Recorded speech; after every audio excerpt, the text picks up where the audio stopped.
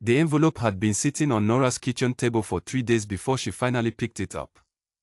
She had been walking past it every morning on her way to make coffee, every evening on her way to bed. She had moved it once, shifted it 2 inches to the left so she could set down her mug without looking at it directly. That had not worked.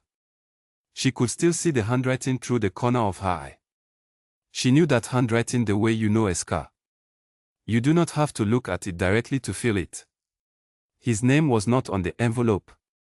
He had not signed it. That was the first thing she noticed when it arrived, that he had not put his name anywhere on the outside, which meant he had been careful, which meant he had thought about it, which meant this was not a careless thing he had done. She opened it on a Wednesday morning, standing at the kitchen counter in her work clothes, coffee still brewing. The card inside was cream-colored with a small gold border. The Harlow family was pleased to invite her to their annual autumn gathering, it said. The address was the Harlow Estate, a large property on the east side of the city that she had been to many times before, back when her life looked different. Back when she was someone's partner, and that fact had defined which rooms she was allowed to walk into. The date was 2 weeks away. A Saturday evening. Smart dress, the card said at the bottom. 7 o'clock. She put the card back in the envelope and finished making her coffee. The thing about the Harlow gatherings was that they were not parties. Everybody called them parties, but they were not. They were performances. The kind of event where the guest list was curated the way a court case is curated, each person present for a reason, each conversation observed. Nora had attended 4 of them over the years she was with Colin. She had smiled at the right moments, laughed at the right volume, dressed in a way that reflected well on him. She had done all of it without thinking much about it because that was what being with Colin required. You became a version of yourself that was easier for him to carry in public. Colin Marsh. She had not said his name out loud in almost 8 months. She said it quietly now, standing at the kitchen counter, just to see how it felt. It felt like nothing. That was new. 6 months ago, saying his name to herself had felt like pressing on a bruise, not sharp pain, but the specific discomfort of something that was still healing. Now it felt like saying any other ordinary word. Table. Window. Colin. She was not sure when that had happened. She drank her coffee and looked at the envelope on the table and thought about the Harlow gathering and what it meant that she had been invited. Margaret Harlow was Colin's godmother. The Harlow family and the Marsh family had been connected for 30 years, business, friendship, the kind of social bond that gets described as a like family by people who mean it as a compliment but which functions more like a set of rules you never agreed to but are expected to follow. Nora had not been close to Margaret, but she had liked her, or had liked the version of Margaret that appeared at public events. She had never seen the private version. The invitation had come from Margaret. That was what the envelope said. The Harlow family. Margaret's handwriting on the address. But the invitation had not come from Margaret. Nora knew this the way you know things that you cannot prove, in the stomach, before the brain catches up. Colin had arranged this. He had called Margaret and asked, or he had mentioned it in the right tone of voice at the right moment over dinner, or he had simply let it be known that it would please him if Nora received an invitation, and Margaret had done the rest. Margaret loved Colin the way certain older women love charming younger men, unconditionally and without asking questions about whether that love was deserved. She could almost see it. Colin, sitting across from Margaret at lunch, his voice careful and soft the way it got when he wanted something. He would have framed it as concern. He would have said something about wanting Nora to feel included, about not wanting her to feel left out of the community they had both been part of. He was very good at framing things as generosity when they were something else entirely. Nora set her mug down. She went to work. She came home. She made dinner and ate it at the kitchen table next to the envelope, which she had moved again, this time to the counter, face down, so she could not see the gold border. She thought about what she knew. She knew Colin. She had known him for 4 years, 2 years of dating, 2 years of being his partner in the specific way that he defined partnership, which involved a great deal of performance and very little honesty. She knew the way he thought, the way he planned, the way he constructed situations around himself so that he always had the advantage. He did not do things without reason. He did not send invitations, or arrange for invitations to be sent, out of goodwill. If he had made sure she was invited to this gathering, it was because he wanted her there. And if he wanted her there, it was because he had something planned. She did not sleep well that night. She lay in the dark and went through possibilities and arrived at the same conclusion each time, which was that the Halo gathering was going to be the setting for something Colin had been preparing. A conversation, maybe. A public confrontation. The kind of situation where you are surrounded by people who all know each other and you are the only one without an ally in the room, and someone says something just pointed enough to wound you but framed politely enough that you cannot object without looking unstable. He had done that before. Not at a gathering, but in smaller rooms.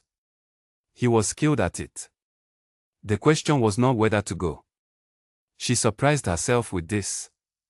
She would have expected, 6 months ago, to be afraid of this kind of thing, to want to avoid it, to call in sick to her own life rather than walk into a room she knew was not safe for her. But something had changed in the past year, and she could not fully explain it, and she did not need to. She was going. The only question was how. She thought about that for a long time, lying in the dark. She thought about it the next morning, and the morning after that. She thought about it in the way you think about a chess move, not the piece you move but the 2 or 3 that come after it, the shape of the board afterward. She had spent the last 11 months building something. Not a plan, exactly, she had not sat down and decided to build anything. But things had happened in the past year that had changed the shape of her life considerably, and one of those things was a person, and that person's name was not something she had expected to be relevant to a Saturday evening gathering at the Harlow estate. She thought about calling him. She thought about it for 4 days. On the 5th day, a Thursday evening, she was sitting on her couch with her phone in her hand, not looking at it, when she made a decision. Not loudly. Not with any particular feeling attached to it. She simply decided. She picked up her phone. She scrolled to a name. She pressed call. He answered on the second ring. "I need to ask you something," she said, "and I need you to understand that you can say no." There was a brief pause on the other end. Not the pause of someone who didn't understand, but the pause of someone who was listening carefully. "Go ahead," he said. She told him about the gathering. She told him the address and the date and what she believed was being arranged for her there. She told him plainly, without asking for anything, just laying it out the way you lay out the facts of a situation to someone you trust to hear them clearly. When she finished, there was a moment of quiet. "What time?" he said. 7, she said. "But I was thinking I would arrive at 7:14. She could hear him almost smile. "I will be there," he said. She did not feel relief. She felt something more specific than that, the feeling of a door that had been slightly open finally opening all the way. She had called because she trusted him. He had answered because that was who he was.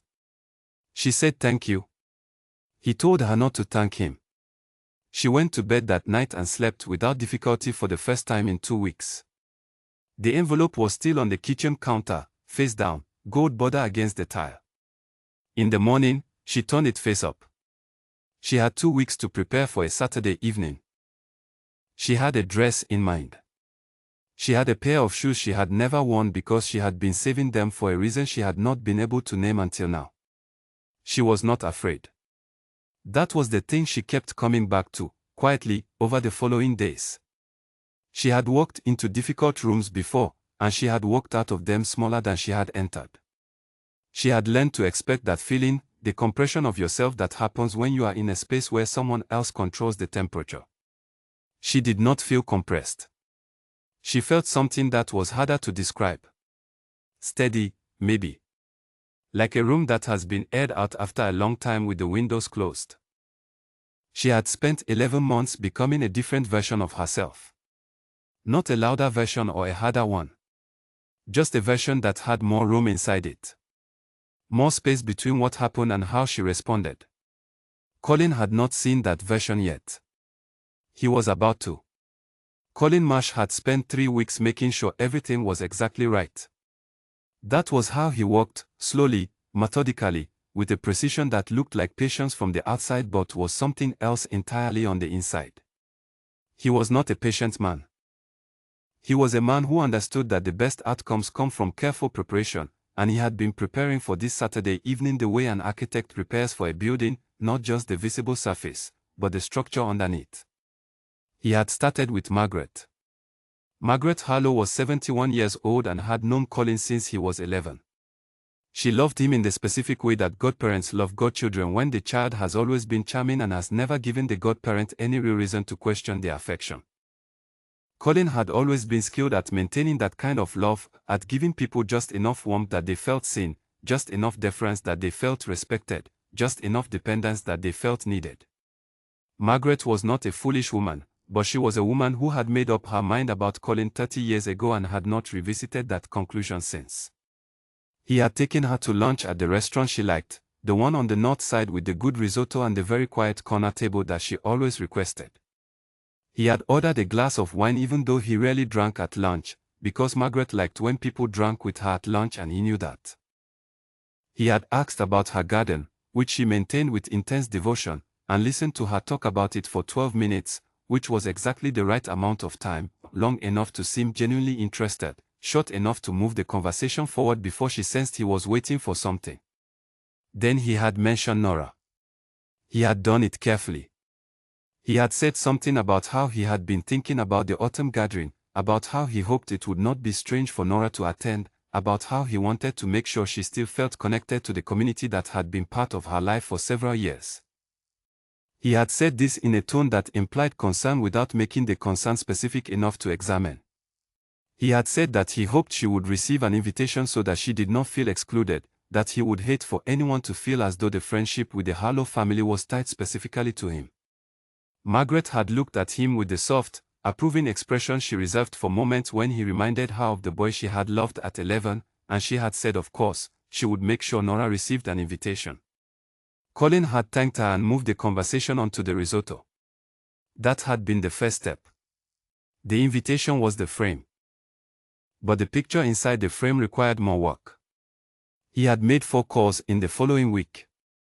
Not to the same people, to different ones, spaced out, each conversation short and each one careful. The Harlow gathering was attended every year by roughly 25 to 30 people, a consistent core group of families and individuals who had known each other for many years. Colin had been part of this group for a decade. He knew them. He knew who talked to whom, who trusted what, who would repeat something said to them in confidence and who would keep it private. He had chosen 4 people who would not keep things private. The story he told was not a lie. That was important to him, he did not lie. He simply told incomplete truths in the right order to the right people. He mentioned that things had ended with Nora because of certain behavior on her part that he had struggled with. He mentioned it the way you mention something difficult, reluctantly, with apparent pain, in a way that made the listener feel trusted rather than manipulated. He said he did not want to go into detail because he still cared about her as a person. He said he just wanted people to know, in case things were tense at the gathering, that it had been a genuinely difficult situation. He did not say anything specific enough to be argued with. He did not use words that could be challenged. He gave impressions, not facts. An impression spread. He knew how this worked because he had watched it work before, in smaller situations, a word in the right ear, a tone in the right conversation, and the room shifts around a person without them knowing it has shifted. You arrive in a space and something is different and you cannot name what it is because it exists in the air between people rather than in anything anyone has directly said to you. He wanted Nora to feel that shift. He wanted her to walk into that room and sense that something was wrong, that the warmth she had once been part of had withdrawn, that the people around her were looking at her through the lens of things they had heard and have believed. He wanted her to feel what it was like to be in a room alone. Because that was what she had made him feel at the end. He had not said this to anyone, he was too careful for that, but it was the truth underneath everything else, the reason the preparation felt necessary and right. When Nora had ended things, she had done it quietly. She had not made a scene. She had not given him the kind of ending that could be argued with or fought against. She had simply said, calmly, that she was done, and she had meant it, and she had not looked back. She had not crumbled. She had not called him in the weeks that followed. She had continued living her life with what appeared to be a complete lack of devastation, and that had bothered him in a way that nothing else had. He had expected her to come back. She had not come back. He had expected her to be visibly smaller without him, to struggle, to shrink, to demonstrate that his presence in her life had mattered in a way that its removal would reveal. She had done none of those things. She had gotten a new project at work, a work colleague had told him. She had started spending time with new people. She had, by all available evidence, moved forward. This was not the natural order of things, in his understanding of them. And this Saturday evening was going to correct it. What he had not been able to find out, the one gap in his preparation, was what Nora had been doing with her evenings for the past several months. He had asked around, carefully, through mutual contacts who did not know they were being asked for information. He had received vague answers. She was seeing people socially. She was busy. Someone mentioned she had been spending time with someone, a name had come up once, briefly, but the contact had not been sure and had moved on quickly, and Colin had not pressed. He had not pressed because he had decided it did not matter. Whatever Nora had been doing in the past year, she was still the same person who had walked into the Harlow gathering as his partner and smiled at the right moment and laughed at the right volume. She was still, fundamentally, someone who was more comfortable in that room with his support than without it. He was going to remind her of that.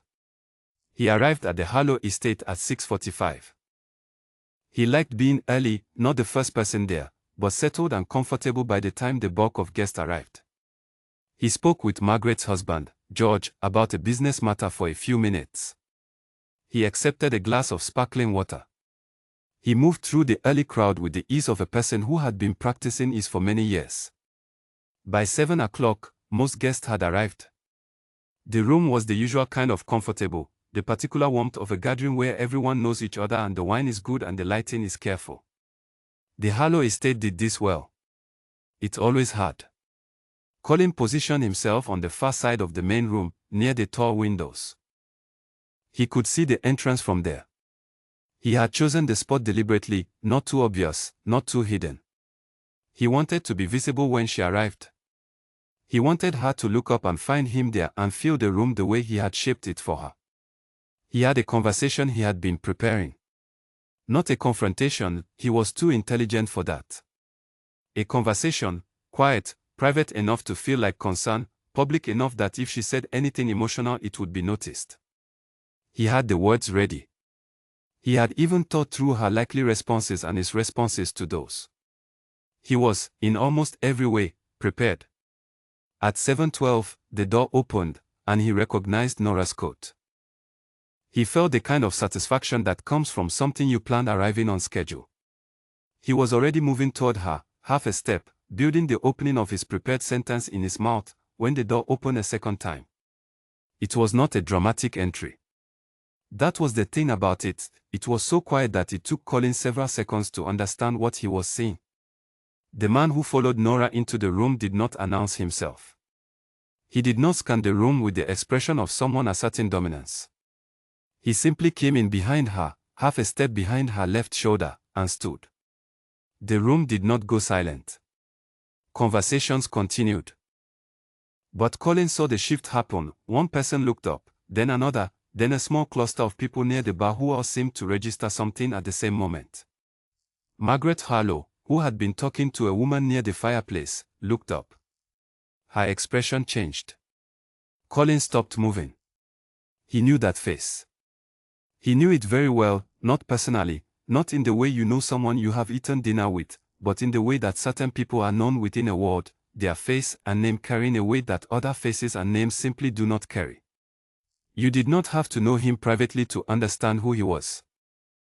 His name was attached to things, a company, a history, a kind of reputation that arrived in rooms before he did. His name was Edward Calloway. Colin stood by the tall windows with his prepared sentence dissolving in his mouth, and he watched Edward Calloway stand half a step behind Nora as she took off her coat and handed it to the courtroom attendant, and then looked up and found the room with the kind of calm that belongs to a person who is not afraid of any room they are standing in. She did not look at Colin. She did not search for him. She simply let her eyes pass over the space the way a person looks at a familiar painting, not reading it, just acknowledging it. Edward leaned toward her briefly and said something quiet. She nodded once. Colin was still standing by the windows. His preparation felt very far away. Not destroyed, he was not the kind of man who allowed himself to feel destroyed by anything in public, but rearranged, shifted, like a set of furniture moved in the night, so you cannot immediately tell what is different, but you walk into the room and know something is. He had not factored in Edward Calloway. No. He had not factored in any of it. He had spent 3 weeks preparing for a woman who arrived alone, and the woman who had arrived was the same woman but not alone, and that changed every equation he had written. Margaret caught Colin's eye from across the room. Her expression was unreadable in a specific way, the way of someone who is reading a situation and updating their understanding of it in real time. She looked at Nora. She looked at Edward. She looked back at Colin. And then she turned away and returned to her conversation. Colin took a slow breath. He was going to have to recalculate. The evening was still early. He still had time. He had spent 3 weeks building this, and one unexpected variable did not erase 3 weeks of work. He watched Nora move toward a cluster of people near the far side of the room. He watched people's faces as she approached, not the faces of people who had heard damaging things and were waiting for them to land, but the faces of people who were looking at her and then looking, with a particular kind of attention, at the man behind her. The damage he had done in 4 phone calls was still there. He knew it was. But it had been placed next to something much larger, and large things have a way of making smaller things invisible. He stood by the windows for a while longer, holding his sparkling water, and watched the room that he had spent 3 weeks arranging arrange itself around someone else's presence. He had made a mistake. He did not yet know how large a mistake. Nora had been to the Harlow estate 4 times before this evening, and she had never once walked through that door without adjusting herself first. Not physically, not her posture or her expression. She meant something interior. Something that happened in the chest, a small tightening, a gathering in. It was the adjustment of a person entering a room where they are not entirely themselves. She had noticed that she was doing it only after she had stopped having to do it. That was usually how you recognized patterns, by their absence. Tonight, standing outside the tall front door of the Harlow estate at 7:13 with a calm evening behind her and Edward Calloway half a step to her left, she did not tighten. She did not gather herself in. She simply breathed, and then she reached for the door handle, and then she went inside. The foyer smelled of fresh flowers and warm wood and the specific kind of candle that Margaret Harlow burned at every gathering, vanilla and something darker under it, cedar maybe, or sandalwood. Nora had noticed it every time she came and had never mentioned it to anyone. It was just a thing she knew about this place. She handed her coat to the attendant. Edward waited. She heard a shift in the room beyond the foyer, the particular quality of quiet that comes over a gathering when something enters it that people were not expecting. Not silence. Just a change in frequency. She looked up and found the room. It was the same room it had always been, the main sitting room of the Harlow estate, with the 3 tall windows on the west wall and the fireplace on the east and the bar that Margaret always positioned too close to the center so that people had to move around each other to reach it. The same faces, mostly. A few she did not recognize. George Harlow near the bar, already comfortable in the way of a man at home. Margaret, near the fireplace, in conversation. And Colin. She found him in the first 3 seconds. He was by the windows he always favored because he liked the light and liked having his back to a wall and liked being seen from across the room. He had been moving. He had stopped. She looked at him for exactly as long as it took to confirm his location, and then she moved her eyes away. She had nothing to say to him across a room. She had nothing to prove by holding his gaze. She simply noted where he was the way you note a piece of furniture. It's there, it occupies space, you will navigate around it. Edward leaned toward her. The fireplace or the windows, he said quietly, meaning which side of the room she wanted to begin on. Fireplace, she said. Margaret's there. They moved into the room together. She led. He came with her in the easy way of a person who is comfortable deferring without domination. There was no performance in it, no studied arrangement of posture. He was simply present. Behind her. Attentive. It communicated something that no amount of positioning could have manufactured, which was that this was not a statement being made for the room. It was just how they arrived places. The room felt it before it understood it. She saw it in the faces she passed. Paul Whitmore, who had attended every Harlow gathering for 15 years, looked up as she approached, and his expression did something complicated. She had known Paul for years through Colin, and she had always found him to be the particular kind of person who determines how to treat you based on who you are standing next to. He looked at her. He looked at Edward.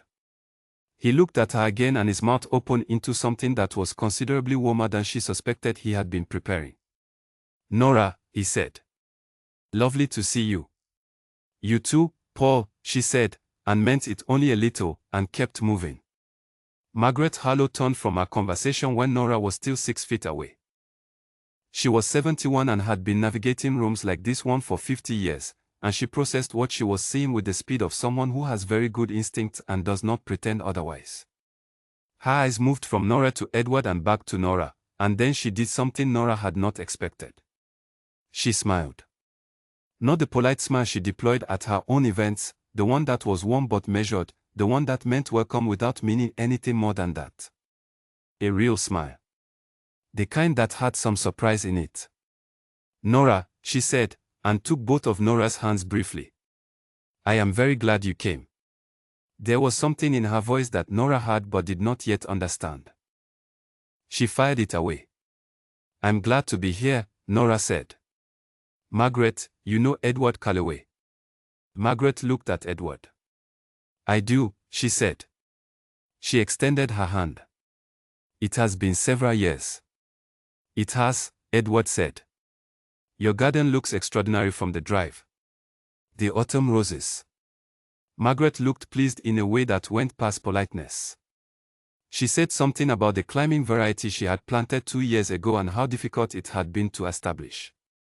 Edward asked one specific question about the soil, and Margaret's entire posture shifted into the comfortable openness of someone talking about something they genuinely love. Nora let them talk. She accepted a glass of wine from a passing tray and stood comfortably and looked at the room without performing the looking. She could feel Colin. Not in a dramatic way, not in the way of someone who was still affected by him. Just the awareness of a position, the way you are aware of a door even when you are not looking at it. He was by the windows. He had not moved. She could tell, from the peripheral quality of her attention, that he was watching her. She did not mind. Let him watch. There was nothing here that required her to manage it. The evening moved the way evenings move at this kind of gathering, in conversation clusters that form and dissolve, in the comfortable overlap of people who know each other's names and histories and find that familiarity easy to fall into. Nora had forgotten that she had liked some of these people. Not all of them, not Paul Whitmore, who was going to tell Colin everything he observed tonight in precise detail, and not Helena Marsh, who was Colin's cousin and had always looked at Nora with the specific politeness of someone who had had a competing opinion. But some of them. Claire Devlin, who designed houses and had once spent 40 minutes talking to Nora about the structural logic of Victorian terraces. Bernard Okafor, who had known George Harlow since university and who had always made a point of asking Nora about her own work, not Colin's. She found Claire near the bar and Claire said, "You look different," which was the most honest thing Claire had ever said to her in 4 years of knowing her, and Nora laughed. "In a good way, I hope," Nora said. "Enormously," Claire said, and looked past her toward Edward with the undisguised curiosity of a woman who has very good taste and recognizes it in others. "Are you going to introduce me?" Nora brought Edward over. He was easy in conversation, not a person who performed ease, but someone for whom other people simply became comfortable. He asked Claire about her work, and the question was not vague and complimentary the way questions from people who are not listening tend to be. It was specific. Claire lit up the way people light up when they realize someone is actually interested. Nora excused herself after a few minutes to find Bernard Okafor, leaving Edward in conversation with Claire. She crossed the room freely, without checking whether she was being observed. She was being observed, she was aware of that. She was aware that certain people in this room had heard something about her in the past few weeks, something that had come from Colin and had been delivered in the soft, concerned voice he used when he wanted impressions to land without leaving fingerprints.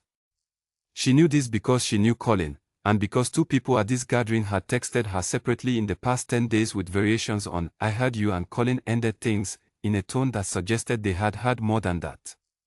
She had responded to both texts warmly and without engaging the subtext. She had no interest in repairing the impressions he had created. That was not why she was here. She was here because she had been invited and because she had decided to stop making herself smaller to accommodate his comfort. Bernard Okafor was standing near the fireplace now that Margaret had moved away. He was 63, had worked in finance for 30 years, and had the quality of a person who was always slightly more observant than he appeared. He shook her hand and said it was good to see her, and she believed him. They talked about her project at work. She was working on a housing development in the city center, small units, good design, built for people who had not been served well by the housing market.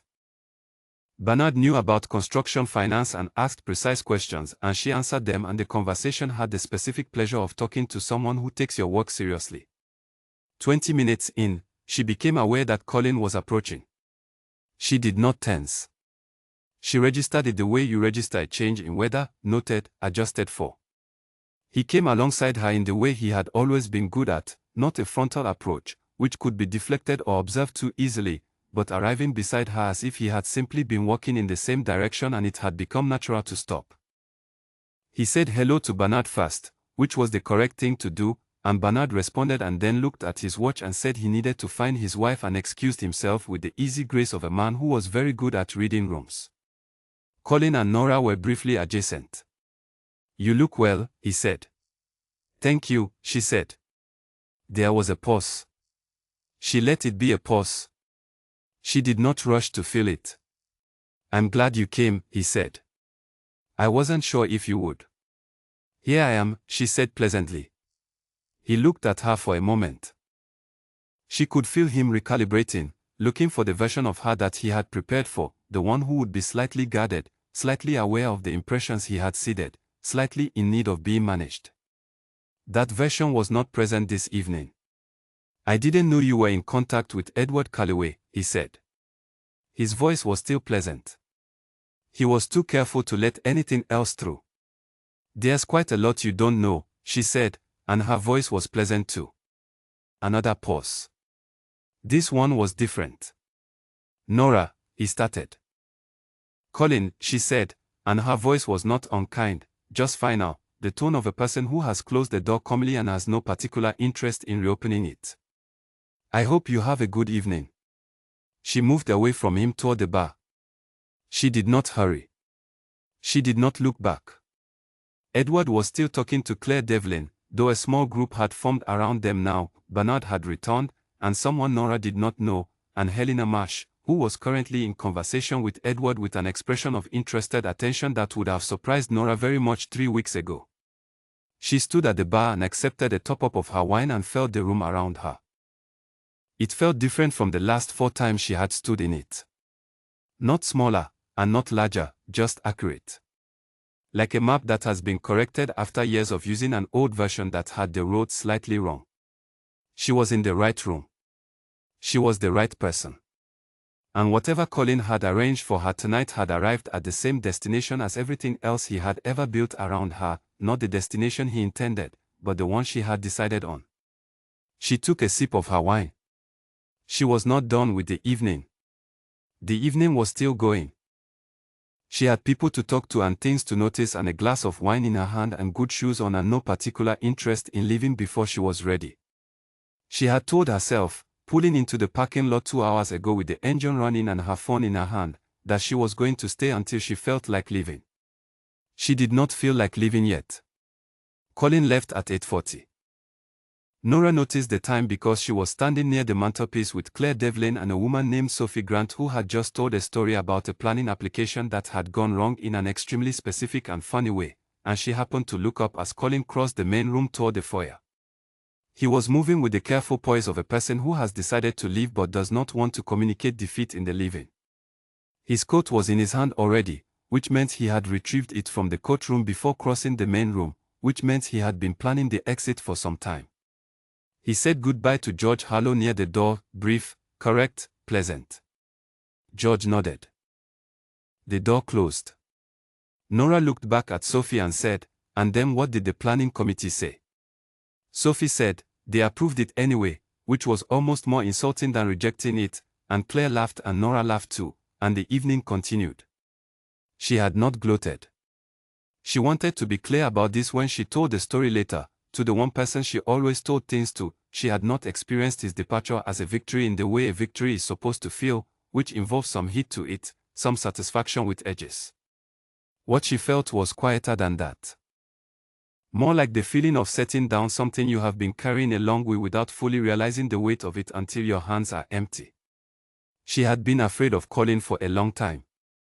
Not physically, he had never frightened her that way. But she had been afraid of his versions of her. The way he could shape a room's understanding of who she was. The way his impressions stuck to people and made them see her through a lens she had not handed them. She had spent years trying to be good enough at public performance to prevent him from doing that, and she had never quite managed it, because he was always one move ahead. Tonight, he had been behind her. Not because of Edward. That was the thing she had to be careful about when she told it, not to let the story become about Edward's presence and what it meant socially, because that was Colin's way of understanding power and she did not want to tell the story in his language. Edward had come because she had called and he had chosen to come. That was meaningful. But the thing that had changed in that room was not who was standing behind her. It was her. She had walked in as a person who had decided she was done making herself smaller, and that was visible in a way that no amount of preparation can manufacture. Colin had prepared for a woman who was still, in some interior way, afraid of what he could do to her. That woman had not attended.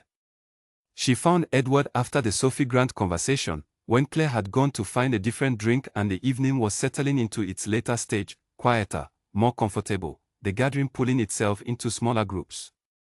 He was in conversation with Bernard Okafor, as it turned out, the two of them standing near the east window with drinks in hand and the easy body language of people who have discovered an unexpected thing in common and are pleased about it. She stood beside Edward and Bernard said, "We were just talking about a project in the north of the city," and she said she had read about it in the trade press, and the three of them talked about it for a while and it was a good conversation. Later, when Bernard excused himself, Edward said to her quietly, "You all right?" "Yes," she said. He left. "I noticed," Edward said. "Did you talk to Helena?" she asked, because she had noticed that earlier and had been curious. "Briefly." She asked how I knew you. "What did you tell her?" "The truth," he said. "That we worked together on the North City project. That you invited me here tonight." Nora looked at him. "That's all." "That's all there is," he said simply. "Isn't it?" She supposed it was. It was also, of course, not all there was, but the rest of it did not have a clean shape yet and she was not ready to try to name it in a room like this. What she could say was that Edward Calloway had arrived in her life 11 months ago through a professional introduction and had turned out to be the kind of person who made the world easier to think in. Not louder, quieter. He had a way of being present that did not require her to perform. He listened when she talked. He was honest in his responses in a way that was sometimes uncomfortable and never unkind. He had never once asked her to be any size other than the one she actually was. She had not called him tonight because of Colin. She had called him because he was the person she most trusted with an honest situation, and this had been an honest situation. He had come because that was who he was. Margaret Harlow found her near the foyer at 10:30, when the gathering was thinning and several guests had already retrieved coats and said their warm goodnights. "Walk with me a moment," Margaret said. They walked to the quieter hallway of the main room, the one with the botanical prints on the wall that Nora had always admired. Margaret did not talk immediately. She had the confidence of a woman who knew that silence was not something that needed to be filled, and she let it be a moment before she spoke. "I owe you an apology," Margaret said. Nora looked at her. She had not expected that. "The invitation," Margaret said. "I want you to know that it did originally come from me, from the right place, I mean, from genuine warmth. You were always good company at these gatherings, Nora, and I miss seeing you." She paused. "But I am not entirely without awareness. I know Colin came to lunch. I know what he asked. And I know the difference between someone who wants a person included and someone who wants a person present." Nora was quiet for a moment. "Did you know what he had planned?" "No," Margaret said. "Not specifically." Another pause. "I would not have agreed to it if I had." Nora believed her. Not without reservation, she was past the age of believing things without reservation, but enough. "I appreciate you telling me," Nora said. Margaret looked at her with something that was perhaps a revised version of the estimate she had held of Nora for years. "You handled yourself beautifully," she said. "Not in the way I expected you would." A small, genuine smile. "Though I suppose that was rather the point." Nora smiled back. "I suppose it was." She retrieved her coat a few minutes later. Edward was already in the foyer, coat on, talking to George Harlow with the comfortable ease of a man who has learned to wait for people without making the waiting visible. They walked to the cars in the cool evening. The autumn air had the particular clarity of a night that has not yet turned cold, where you can see very far and the stars are sharp above the garden. Margaret's climbing roses were invisible in the dark, but Nora could smell them faintly, something sweet and close to ending. "How are you feeling?" Edward asked. She thought about it honestly, which was what he always asked for. "Light," she said. "Like I put something down." He nodded. He did not make it more than that, which was one of the things she had come to understand about him. He knew the difference between a moment that wanted more words and one that had already said what it meant. They reached her car. She unlocked it and turned to him. "Thank you," she said. "For coming." "You called," he said. "You didn't need to thank me for that." She had said thank you anyway, and he had accepted it the way he accepted most things, without making a performance of it. She drove home through the quiet streets with the heater running and the radio off. She thought about the evening. She thought about Margaret's apology, which she had not expected and which had meant something she could not fully articulate yet. She thought about Colin at the windows, and then Colin beside her for those brief minutes, and then Colin at the door, coat in hand, leaving before 9 o'clock. She thought about Edward, who had come because she called.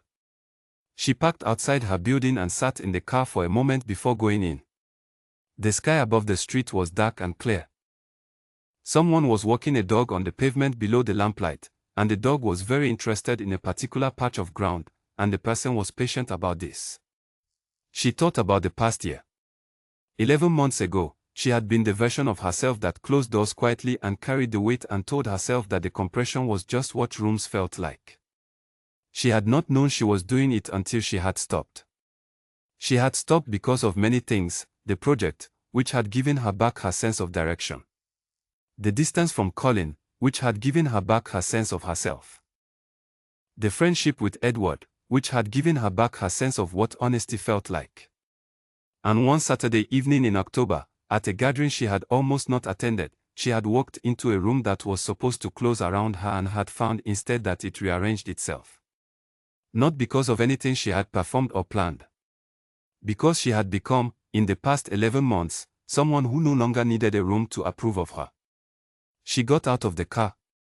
She went inside. She made a cup of tea. The shoes had been worth saving. She had known that when she put them on, though she had not known for what. She knew now. She set them by the door for next time. The story spread, the way things always spread in a circle that has known each other for a long time. Not loudly, this was not a community that broadcast things.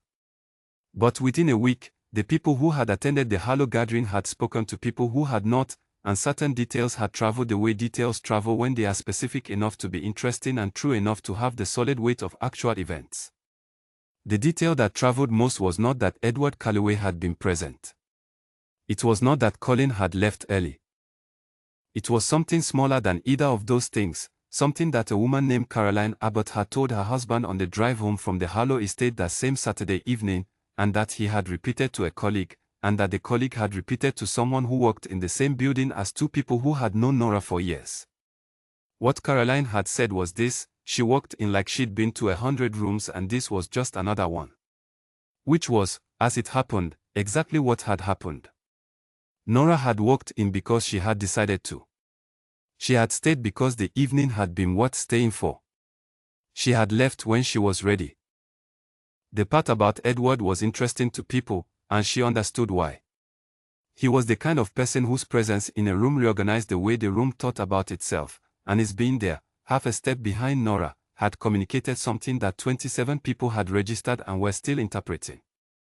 But Nora had been careful, in the week after the gathering, to resist the framing that made Edward the point of the story. He was not the reason the evening had gone the way it had. He was the reason she had not been alone, which was different and meaningful, but not the same thing. The point of the story, and she had told it only twice in the week after, once to her older sister Kate and once to her closest friend, a woman named Diane who had known her since they were both 22 and had the specific understanding of a friend who has watched you through enough bad decisions to know the difference between a good one and a lucky one. The point was that she had gone. She had received an invitation that she recognized as a trap and she had gone anyway, because she was no longer in the business of making herself absent from her own life. Kate had listened to the whole story without interrupting, which was unusual for Kate, and then said, "And you didn't say anything to him? You just left the conversation." "I said I hoped he had a good evening," Nora said. Kate was quiet for a moment. "That's perfect," she said. "I would have ruined it. I would have said something." "I know," Nora said. "That's why I went alone." Kate laughed. Nora laughed. Diane had a different response. She was quieter about it. She had been Nora's friend through the 2 years with Colin, and she had watched, with the careful restraint of a person who understands that saying things too early makes them impossible to hear, as Nora had gradually reduced herself to fit the shape that Colin's world required. She had never said this directly. She had said it once, very obliquely, at a dinner 2 years ago, and Nora had not been ready to hear it, and Diane had not pushed. She was quiet when Nora finished telling the story, and then she said, "Do you remember what you said to me the night you ended things with him?" Nora thought. "I said I was tired," she said. "You said you couldn't remember what you sounded like," Diane said. "When you weren't in a room with him. You said you kept forgetting what your own voice sounded like." Nora had not remembered saying that. She believed she had said it. "Can you remember now?" Diane asked. "Yes," Nora said. Without hesitation. Diane nodded. That was all. In the week after the gathering, Nora received 2 phone calls that she had not expected. The first was from Bernard Okafor, who said he would like to discuss the possibility of her firm consulting on a project he was involved in financing. He had spoken with Edward about it briefly at the gathering and wanted to follow up. She said she would be very interested and they arranged to meet. The second call was from Margaret Harlow. Margaret did not explain why she was calling. She simply asked if Nora would like to come for tea at the estate on a Friday afternoon, just the 2 of them, and she said yes as though she had been invited to the next Harlow autumn gathering, without wondering what it meant or whether it was safe. The tea was good. The garden was, as Edward had said, extraordinary, the climbing roses still holding color in the weak October sun, the beds cut back and prepared for winter but with the architectural dignity of gardens that are maintained by someone who understands that the quiet seasons are as important as the blooming ones. Margaret talked about the roses for a while, and then about a trip she and George were planning, and then she said, without transition, "I have known Colin since he was a small boy." Nora said she knew. "He is very good at certain things," Margaret said. "At being present in a room. At making people feel seen, when it serves him. She looked out at the garden. I have spent 30 years being grateful for his attention and not asking what I was being grateful for. Nora said nothing. She waited. I spoke to him after the gathering, Margaret said. We had a difficult conversation. It was necessary. She paused. I want you to know that whatever impressions may have been created before that evening, by whatever means, I do not hold them. Nora looked at her. Margaret, you don't need to. I know I don't need to, Margaret said crisply. I am choosing to. There is a difference. Nora accepted it. She said thank you in the way of a person who means it rather than a person filling space, and Margaret nodded once and poured more tea. They sat in the garden for another hour and talked about things that had nothing to do with Colin, which was the best thing they could have done. The sun moved across the garden, warm and low the way autumn sun is, casting long thin shadows from the rose stems across the pale gravel. Margaret told her about the climbing variety she had planted 2 years ago and how it had taken 3 seasons to establish and how she had almost given up on it in the second winter when it looked unlikely to survive. But you didn't give up on it, Nora said. No, said Margaret. I kept attending to it. That's all gardening is, really. Sustained attention. Most living things can manage the rest themselves. Nora thought about that for a few days afterward. The project she was working on in the city center was going well. The housing development, 48 small units, good design, built for people who had not been well served by the market, was past the planning stage and into the early build phase, which was when the work became real in a way that planning never quite was. She was on site 3 mornings a week, in mud and early light, watching the shape of something become specific. It was the best work she had done. Not because of the scale, it was not a large development, but because it was honest. Every decision in it had been made toward a clear purpose, which was to create homes that were well built and well proportioned and priced for people who needed them. There was no performance in it. There was just the work. Edward was involved in the project through the financing side, which was how they had met. She did not see him every day, the work was divided and they occupied different parts of the process, but they saw each other regularly, and the regularity had produced the particular kind of familiarity that comes not from spending a great deal of time together but from spending honest time together. She knew how he thought. She knew that he would tell her when he disagreed with her, and she knew that she trusted his disagreements because they were never about position or advantage. They were just about what he actually thought. She had not named what this was. She was in no hurry to. She knew that she was happy. That was the simplest version of it. She was in good work she believed in, with people whose company she sought out freely, in a life that had room in it for her actual self. This was not a complicated thing to understand. It had, however, taken her considerably longer to arrive at than it should have, and she tried to hold that without bitterness because bitterness is not useful and has no interest in the future. She had spent 2 years in a life that required her to fit a shape. She had spent 11 months building a life that fit her. The difference was quiet and enormous. On a Friday evening, 3 weeks after the Harlow gathering, she was at her desk when her phone lit up. A text from Edward, the planning approval for Phase 2 of the North City project had come through. Could she meet tomorrow morning to look at the revised drawings? She typed back, yes, 8:30, the site office, bring coffee.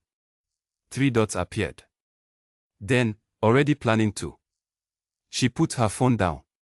Outside her window, the street was doing what streets do on Friday evenings, slightly louder, slightly warmer, full of people headed somewhere they had chosen to go.